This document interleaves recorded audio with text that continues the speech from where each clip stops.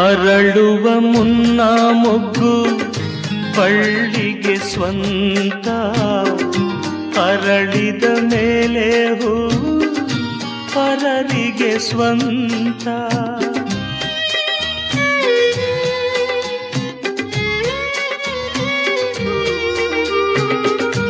ಹಸಿರಿನ ಕಾಯಿ ಎಂದು ರೆಂಬೆಗೆ ಸ್ವಂತ, ರುಚಿಸುವ ಹಣ್ಣು ಎಂದು ತಿನ್ನೋರಿಗೆ ಸ್ವಂತ.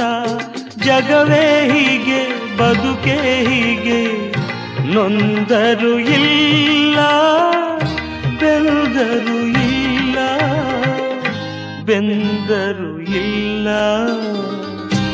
ಆಕಾಶಕ್ಕೆ ಕೊನೆಯೇ ಇಲ್ಲ, ಆಸೆಗೆ ಮಿತಿಯೇ ಇಲ್ಲ.